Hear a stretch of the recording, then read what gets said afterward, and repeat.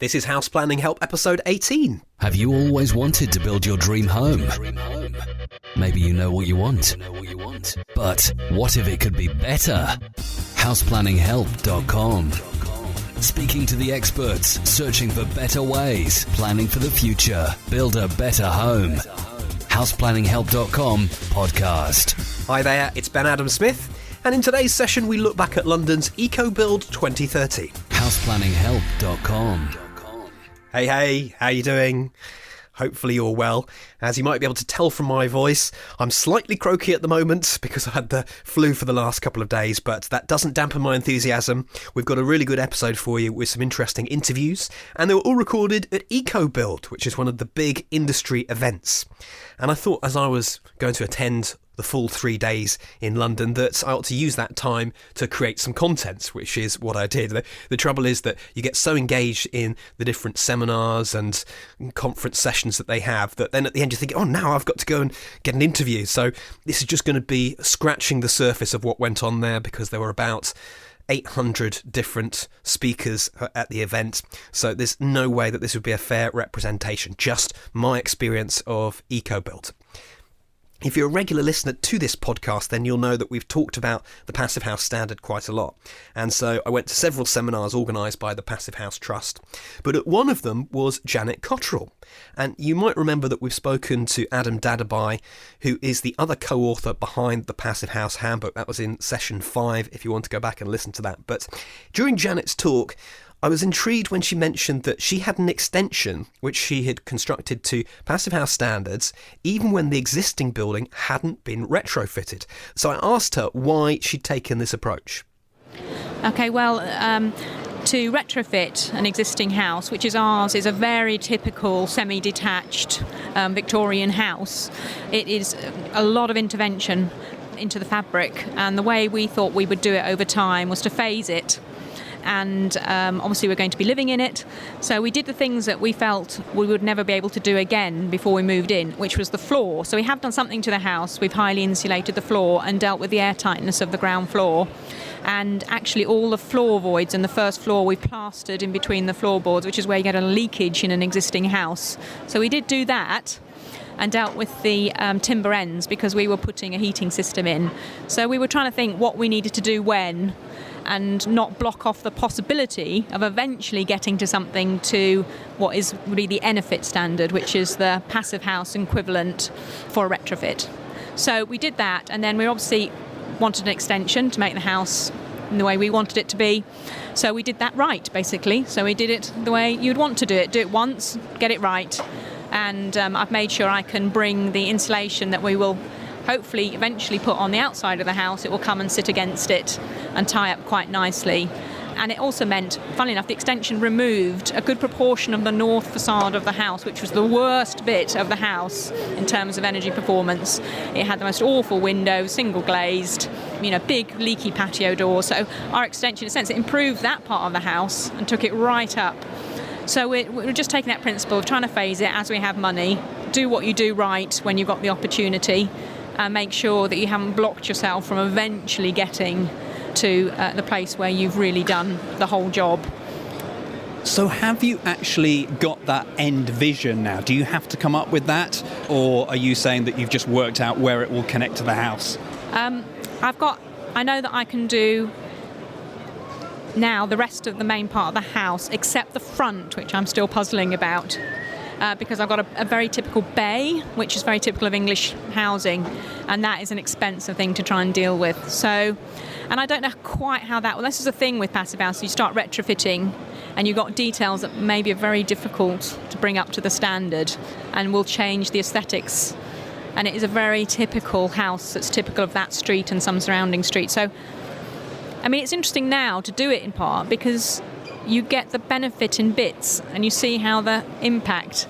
So, for example, it was very drafty when we first moved in before we did the extension, and now the drafts in the whole house have reduced because the back is leak-free. So there's nothing to draw the air through the house. You need to get a draft, you need something drawing, you need an entry point and an exit point. So basically, we've no longer got that terrible draft from the front to the back of the house. And also the passive house seems to keep its own climate because, again, there's nothing to draw the air to move it around too much. It seems to retain its own little climate and work as a little passive house area.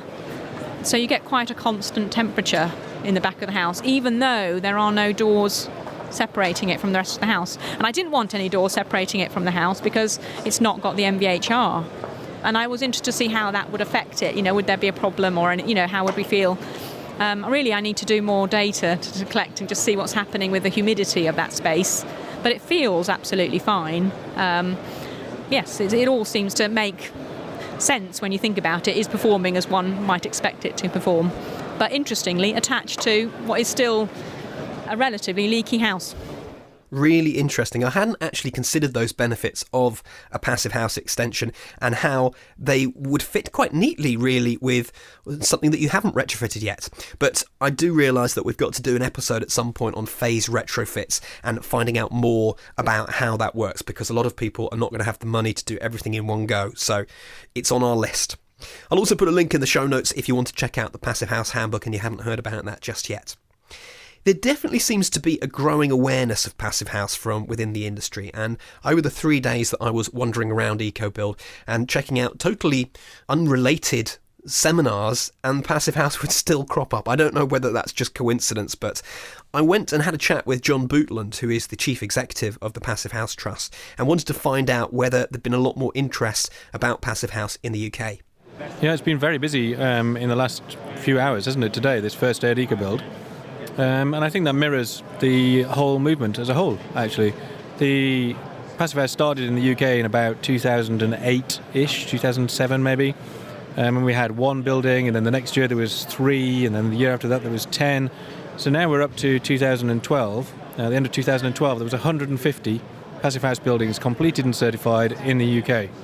And by the end of this year we think there'll be 500.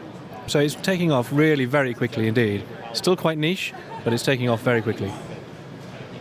I noticed that in Germany, it's now becoming part of the regulations in certain cities. That's a big thing, isn't it?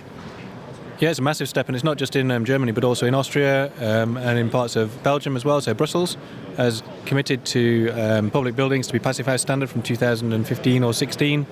So it's happening in several places across Europe. I don't think we're quite ready for that in the UK, to be perfectly honest. I'd love to say to you that everything ought to be built to Passive House standards at the moment, but we're not ready. We don't have the supply chain in place, we don't have enough designers to be able to do it, and we don't have enough experience and evidence of how they work and how it's done. So let's just take it slowly, build it gradually, make sure we get it right, and then we can grow beyond that point. But let's not rush it and make a mess of it and get it wrong. Let's do it properly. So what does that mean as people who might be interested in going down this route, if we're investigating into Passive House? What is the best route as a client to make sure that we're connecting with the right people? Well, I could just say the Passive House Trust, couldn't I? You can go for it. and then our members. But actually, it depends on who you are as a client. If you are a housing association or a private sector client for an individual home of your own, then I think Passive House is something you ought to consider. I think it would help address fuel poverty for housing associations, and it gives you a very high quality home with very low running costs for your own private home. If you're doing a school or an office, you might also want to think about it. And then Passive House has a whole quality assured process, so you can have a quality assured designer, certified designer, you can use certified products, you can use certified people on site, and you can get certification at the end of your building. All of those are very useful. But the most crucial thing, I think, is to pick somebody who's done one before. So it is difficult. You do have to rethink how you do the process, and you have to start in a different way in your planning and layout of the site. And somebody who's been through that learning process already and worked out how to make it work is invaluable. So that's what I would do. I would look on the Passive House Trust website, I'd look at our members, I'd see who's done a project, the kind of project you want to do, and then go and talk to them. That's John Bootland from the Passive House Trust. And before we move on from Passive House, I got the chance to see Jonathan Hines from Archetype in a talk, and he's definitely someone that we want to get onto the podcast because he's a very engaging speaker and also seems to have a strong vision. But I loved one of his thoughts that he made about the rules for cost estimating is, if you think it costs more, it will. And this was in connection to Passive House costing more. And I totally agree with that philosophy. It reminds me a bit of the Henry Ford quote, where he says, if you think you can do a thing or you think you can't do a thing, you're right. So Jonathan, in this talk, I think his key message was one of simplicity and talking about the efficiency of form, a simple palette of materials, simplicity of detailing and simplicity of systems. But we'll try and get that interview arranged because I'm sure you will find that fascinating. That theme of simplicity overall, though, for the whole Ecobuild event, I think it would sum it up quite well, because sometimes it can seem that we're trying a bit too hard. And I got this impression, I'm not sure which talk this was in, but I was hearing about new developments and all these great houses, but quite a lot of gadgets, and was heated by an air source heat pump. And air source heat pumps have had some bad press on and off. I think largely because they either haven't been installed properly or people didn't know how to use them. And so this woman disconnected hers or switched it off. And so when the people came round on a follow-up just saying, oh, how are you getting on in your home? They noticed that it wasn't providing any heat. And they said, how are you heating your home? And she answered, oh, well, I'm using the cooker hob. That's absolutely incredible, isn't it? But it does bring you back to this importance of engagement. And that's why this session here about reducing energy use through community engagement was something that I wanted to check out. And it covered co-housing as well, which I know is a topic that we'll want to look at on the podcast soon. But I caught up with Jo Gooding from the UK Co-housing Network and asked her for a quick overview. I mean, its exact origins you could trace back to 150 years ago in England through Ebenezer Howard's Garden Cities movement. There was aspects of that and the design principles and the community building that I guess could be foundations. Others would cite Sweden, the Hoyer article, every child needs 100 parents. That's not the exact title, but it's something like that, which encouraged a group of parents to get together to think about how they were going to build a community where they would raise their children together, but maintaining that kind of privacy as well, which was the first co-housing community in Sweden in the late 1960s. So there's a flavour of the origins. I think it's coalesced around the world to Northern Europe, Canada and Europe. In England at the moment there are 15 built co-housing communities in England, but there are 45 communities in development around England, Scotland, Wales, Northern Ireland. And they vary. I would say about 60% are intergenerational communities, perhaps 40% are senior co-housing communities. And they vary in size from around 20 to 40. How essential do you feel community is to energy efficiency? Because we're at Ecobuild, a lot about construction, and we've had this session about co-housing, and there's definitely, I can see advances in the thinking really, how all of this together, it all ties in. It's not just one aspect, you've got to draw it all in.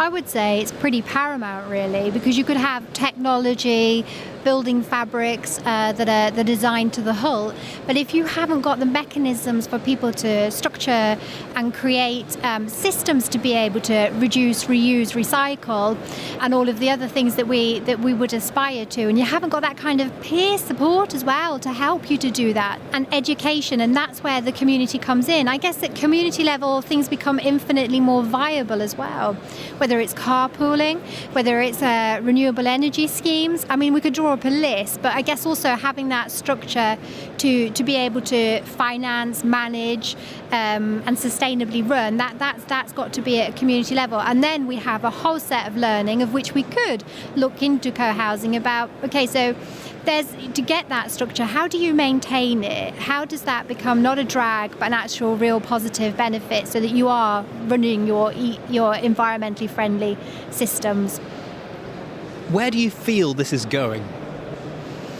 I think we definitely have a fledgling movement. What's really interesting, I've been working in community housing in different models of development for the last 7 years.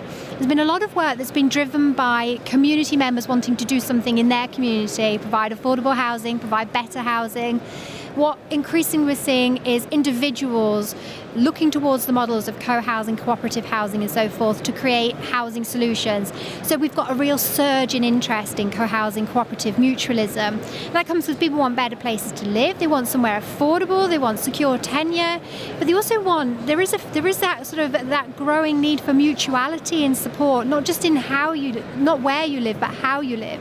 So if we're all working too hard, well, isn't it great that maybe at the end of the day someone's cooked you a meal for you and you go home, you don't have to clear up afterwards, somebody else will do that. You get to spend some time with the children. You've got a safe place because of, say, the co-housing design. Your children are going to be safe within the neighbourhood. You know that informally people have got oversight, and you know that suddenly, I don't know, you want to do a new activity. You send a neighbourhood home. Or I don't know, you've got a shelf to put up. You don't have a drill. Somebody within the community has. And I think people recognise both the social aspects, which are really important, that social capital, but also the real cost benefit as well. In the show notes, I'll put a link to the UK Co-Housing Network. We also heard from Dr. Paul Chatterton from the University of Leeds in this particular session, and he's moving in on a project. It's called Lilac, but I thought I'd put the link for that as well so you can see how one of these operates. And there's another project that's mentioned quite a lot called Lancaster Co-Housing. All of those I want to find out more about in due course. Running out of time on today's podcast. As you can see, I can't fit in very much, can I? But I want to mention one more session that I went to. This is more, I've told you before how I'm involved in my local town of Hertford, how we look towards the future. And so I saw this session on reinventing the high street and thought I'd pop along there. If you live in a high street where lots of the shops have closed, it can be quite scary. You want your community to thrive, and somehow the people seem to be going elsewhere or spending the money elsewhere on the internet. Is there anything you can do? And that's what this session was all about. But one of the most interesting points that I heard in that session was that when towns hit rock bottom, actually that's where there can sometimes be a light at the end of the tunnel, that the landlords sell, who can sometimes, they can just constantly be putting the prices up of rent, making any shops a waste of time even starting because you don't know where you stand as rates get upped all the time.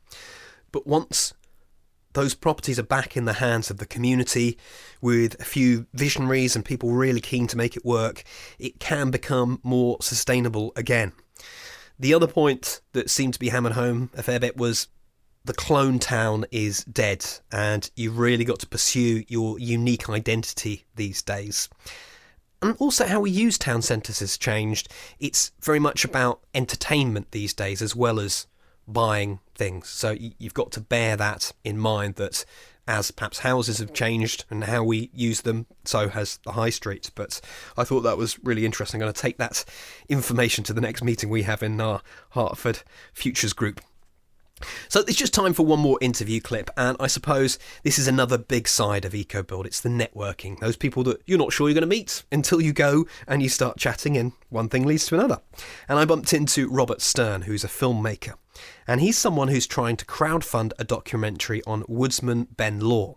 So I asked Robert to tell me a bit more about this. I don't know how many of your listeners will have heard of Ben Law. I imagine the name may not mean anything to them, but what I've found is if you say, you watch Grand Designs? Do you remember that episode with the man who built his house in the woods? Then people start to remember, because I think there have been more than 100 episodes of Grand Designs now, and the one on Ben Law building his house in the woods is the most popular, the most repeated. It's Kevin MacLeod's favourite and the audience's favourite, and it really made a very deep impact on people. And I recognise in Ben as a filmmaker, he's one of these rare people, especially involved in sustainability. He's this fantastic exemplar of sustainability, but he doesn't preach. And when you see what Ben does and hear him talk, you don't feel that you're being told what to do. You aspire to being like him, actually. And that's true whether you own woodland and want to live in the woods like him, or whether you live in a tower block, I think. So why have you chosen him as a subject? Why particularly him? Well, I make broadcast documentaries for a living, and a year or so ago I just spent a day making a short film for Japanese public television, funnily enough, about Ben, and I was just fascinated, and we got on very well personally, actually, and in the pub afterwards, actually, yeah, we were chatting about this and that, and I was saying, like, your lifestyle is amazing, it's just dropping in for a day is really interesting, but actually seeing what you do through the seasons, the changing seasons, and how it all connects together, and all this incredible variety of things that you do, from construction to coppicing to foraging, it's all connected by the seasons. So why hasn't anyone made a documentary about a year in your life? And he said, well, people have asked about that before. He said, what kind of film would you like to make? What are you thinking of? And I sort of off the top of my head described roughly what I'd like to do. And he said, well, yeah, that's what I want to do. And what I then discovered is that Channel 4 and the BBC, ever since the Grand Designs thing, various broadcasters and production companies have approached him to do something like this. But he's refused all those offers, mainly because they want to do it in a TV kind of way. They want to make it a reality show. They want to pump it up a bit. They want to make it more exciting. And from my point of view, what he does is absolutely fascinating and interesting enough not to need any sexing up. And basically there's one opportunity, although it's an annual cycle, you really need to start in September, because that's when Ben takes on 2 apprentices that stay with him throughout the whole year, which is obviously it's great for a documentary maker too, because instead of watching one lonely man in the woods talk to you, explaining what he does, you've got all these different levels of narrative, because you've got him we're watching him explaining it to the apprentices, and they stand in for us, and they ask the questions we'd ask, and they may make the mistakes that we'd make, and then we see how they're getting on in the woods, because it's pretty tough going through a winter. They live in caravans in the woods 100 yards from where Ben lives. It's pretty tough. And the apprentice selection process, which takes place in September, was fascinating. Basically, Ben gets dozens of applications from all over the country. He whittles them down to 5 or 6. He invites them to Prickly Nut Wood, where he lives and works in Sussex, and he spends a week just doing various activities and observing them. And at the end of the week, he selects the 2 that he wants to spend the next year with. So this is the real apprentice. I mean, why do TV companies need to sex this up? This is... I mean, the stakes are much higher than Sir Alan doesn't have to live with whoever wins his competition for the next year. The stakes are much higher here, actually. Well, it sounds like it's going to be a crying shame if this doesn't get made. So how can we support you and make sure you get to your achieved goal? Well, I'm delighted to tell you. So I'm, as you know, the reason I worked with broadcasters in the past, it's very clear why I can't go to them for this particular film. So I've had one experiment last year with crowdfunding that went very well, and I'm trying it again. So I just launched the campaign. It's on Kickstarter.com, which is the biggest crowdfunding platform. And if you go to Kickstarter.com and search for Ben Law, it'll get you there. The project is called Ben Law's Woodland Year. And I'm looking to raise £50,000 by March the 31st, which may seem like a lot of money. It is a lot of money, but I got to film for a whole year and then edit it all, and you may as well do it properly. That's actually a very low figure for making an hour of broadcast quality TV. And I think Ben's story and what he does merits that treatment. I'll put a link in the show notes to the Kickstarter campaign, where Robert has made a short video explaining more about it, but he's got a long way to go in the funding and not much time left, so help him out if you can. He needs your support. Well, that rounds off another podcast. Again, trying to do something different, just experimenting a little bit, but next time we'll be back to our normal format of one long interview, and my guest will be Mark Brinkley, author of The House Builder's Bible, which is coming up to its 10th edition. So don't miss that one. Until then, take care. You've been listening to Ben Adam Smith on the path to build a better home. Sign up now to the free email newsletter. Head to houseplanninghelp.com.